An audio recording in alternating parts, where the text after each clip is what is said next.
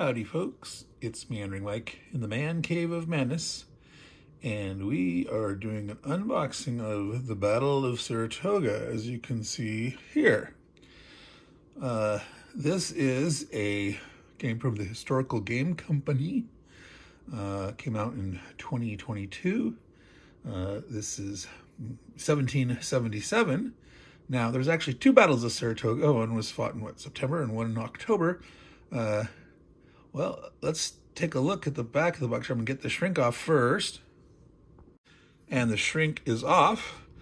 Now, before we take a look at the back of the box, let's take a look at the side of the box. You see something weird there?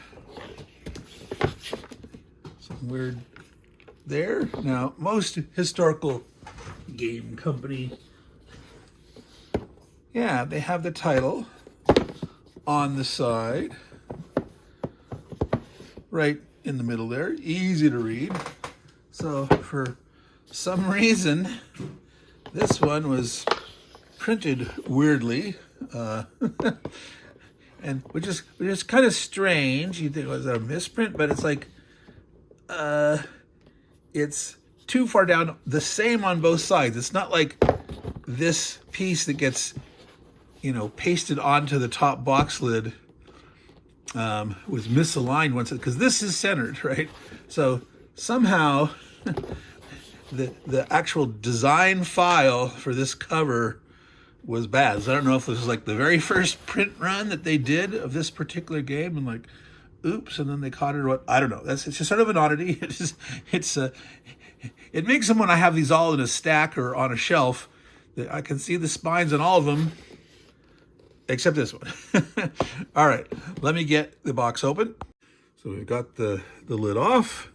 Well, actually, we wanted to, let me pull out the nice canvas map. Yes, it is indeed another one of their great canvas maps, as usual, for the Historical Game Company. So let's go take a look at the back of the box first. All right. So here we go. I'm going to zoom in here. Rest it there, and then zoom. So as usual, down there in that corner, for 2 players, not for small children, takes about 90 minutes to play a game. That's pretty close. You play a game usually in an hour or two. Shows a portion of the map there. The cards that are normal for almost all their games. There's 2 kind of style of games for the Historical Game Company. They have a couple of titles that have a whole bunch of dice, and then most of the ones are standard hex encounter ones with these cards, where each side gets 10 cards. It's not a card-driven game, it's a card-assisted game. All right, now let me zoom back out a bit and look at this part up here. All right, there we go. 48 counters, 4-page rulebook as normal, 20 game cards, so pretty standard components. Now, looking at the description here, Battle of Saratoga, British and Hessians mercenaries. It doesn't say which, it just says fall of 1777. It doesn't say whether it was the 17 or the October battle. So maybe we'll find out inside. So let's get back to the inside of the box. All right. So the map here, here's Freeman's Farm, Fort Nielsen, Bemis Tavern, Bemis Heights. The British camp is over here. All right. So pretty straightforward, simple map. We have entry hexes here. So I'm going to assume that these are the British. These are probably their Hessian mercenaries. And here are the American forces arrayed here. You can, if you look in close, if we zoom in, you can see those symbols showing where they sit up on the map. There's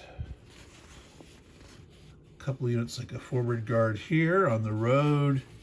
Most of them are on the heights and in the fort in the back area there. All right, so that's the canvas map. Comes with one die. I'm gonna go down here, maybe zoom out a little bit. There we go, and then back in some. So 4 rules of play.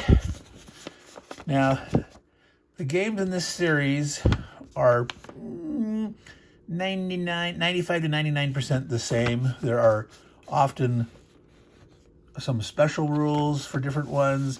The terrain, depending on the terrain in each battle, might be slightly different, might have slightly different rules. But the vast majority of the rules are the same. All right.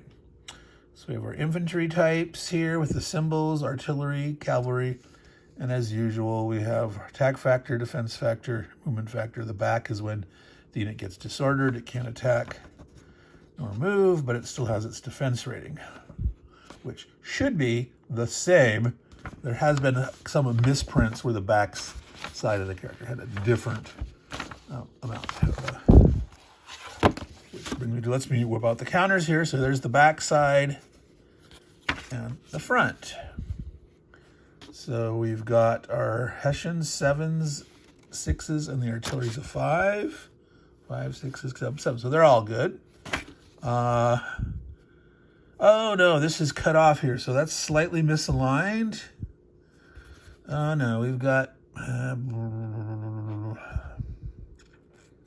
I am going to need to contact Blue Panther. Those are cut off enough. Yeah, that's, I mean, if it was just a tiny bit, but these are getting to the point where, you know, is that supposed to be a 5 or a 6 or whatnot? That's too bad. So, bunch of militia, Massachusetts regulars. So these are specific dudes, like Dearborn, and I don't know. Usually they have a key for those things. Yeah, here, Dearborn, Canadian, Herb Prinz, Grenadiers, Ottawa Royals, von Kretz, von Reidesel, von Speck. I'm assuming that's with the Hessians. Yeah, these guys here. The British are just numbered units. The Grenadiers and some light infantry, skirmisher types. They move 4 instead, but they're pretty elite. They have a 7 strength. That's pretty good. Fort artillery. So these don't move. Which is also a problem in that they can't retreat. If you have the 0 movement allowance and you have to retreat, you die. Unless there's a rule specifically saying like that they don't. Like in the attack on Fort Jefferson in the block houses, the units did not have to retreat. All right, the field hexes are decorative only. Bemis Tavern and Free Farm are considered building hexes. The British camp is not. All right. Nothing else there in special rules. So the terrain, let's see, it's the same thing about fort. It's entrenchment line. So there's a fort HQ, which is a building, +1 for the defender. And the entrenchment line, +2 defender being attacked across the fortification line. Nothing about not having to retreat, that kind of thing, like a couple of the games, some of the big siege games. So hills, +1 to go up. In some of their games, the hills you have to stop. Woods, you have to stop. Often, creek is adding the movement cost. Road is half. These are +1 to go up. But like in Wagram, it was like you had to stop when you crested the hill. All right, so pretty straightforward terrain there. Very little special rules. Those are buildings, and the British camp is not a building.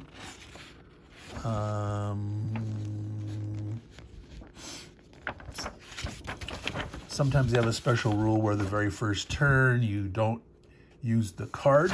Speaking of the cards, I should pull those out here. All right, let me see if I can easily slide these off, or let me stop it and do it. In my early days of filming, I would futz through and try to do everything in one take and didn't like editing and stuff, but I try not to waste your time. So 10 cards for the Americans. How many units you can move, how many you can attack with, then the special. Always read the special first, because sometimes it applies at the beginning, sometimes it applies later. So like this one, Gates Indecision. You only move 4 and only attack with 2. Otherwise, no particular special. Wow, look at that. Move 10 guys and attack with 8. 3 additional American units may move. Wow. So they could potentially move up to 16 units. How many do they have? 4, 8, 16, 24, 29. Wow. Light Dragoons may move extra, get a bonus and attack. The New Hampshire dudes can move extra and get a bonus and attack. The militia falters, they can lose a die 6. No, each and every American militia unit rolls a 1/3 chance it's eliminated. Wow, that's a mass desertion. Whew. A third of them.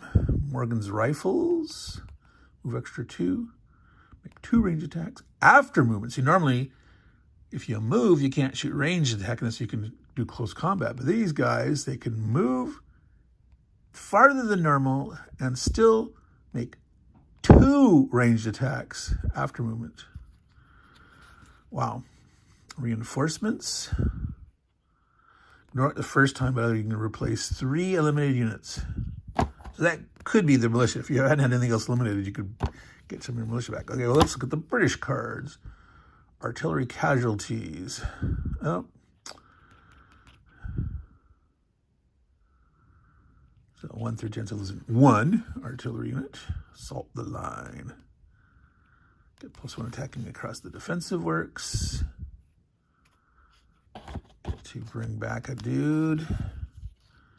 Bayonet charge. British non-Hessians, down to asterisks, 2 extra spaces, and +1 to all attacks this turn. So charge. Burgoyne rallies his men. Rally at the start, normally rally at the end. And these rally at the start are extra good because you normally can't rally if you're in zone of control. Now I'll do Fraser Grenadiers Light and 2 other red colored units may add +1 to attacks during the combat turn. Hessians Press, they get a bonus late. And Jägers. +1 move and attack. And low supplies. They just futz around, only 4 moves to attack. Okay. So that's the cards, pretty typical for a historical game company thing. I'm going to need to ask for replacement counters here. Those are cut off just too much. That's and like that one's torn. This corner's torn. So and the fact that the box cover there, something was weird. So I don't know. Quality control problem early, like an early run of this. I don't know if I got this. I may have got this from like Noble Knight Games versus ordering straight through Blue Panther.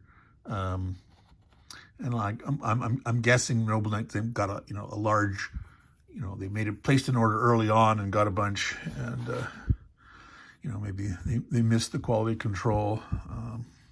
Whereas if they're printing them on demand and not like, oh, we're going to print up, 50 to sell to Noble Knight Games, this should be caught. I mean, look at how much blue is in this red, and how, yeah. So anyway, now I'm griping up the condition about this game. I love these games. I love these historical game company games. And I probably won't have time to get this to the table for the end of the year because I'm going to play Siege of Tenochtitlan here. But as I promised, so these were first and second runner-up after the Marengo game on my poll of what I was going to play next. Marengo's done in in the can. I've done all the videos on that, and they're all posted. But I do love these, but occasionally they have little quality issues. Never had a problem with the cards. The cards have always been perfect. The canvas maps have always been perfect. I've had some problem with some counters. One game, they had the wrong backs completely, not just, a number or two, which is no big deal. I can work around that. But it was like had the wrong, like it had the fronts on the backs that were upside or something. I can't remember what it was. And this is the first time I've had a registration problem this bad. I've never for them had this issue. All right, so Meandering Mike, Man Cave of Madness. This has been an unboxing of the Battle of Saratoga, 1777. Still didn't say here which, was it the September or October? No,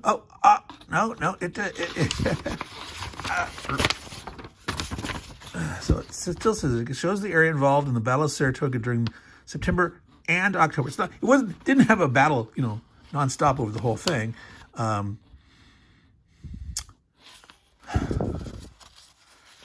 So I'm not saying like two setup scenarios, So I don't know. Was it just basically repeat the same thing? I don't really know that much, other than there was two phases, two parts of the battle. Yeah, not seeing that. So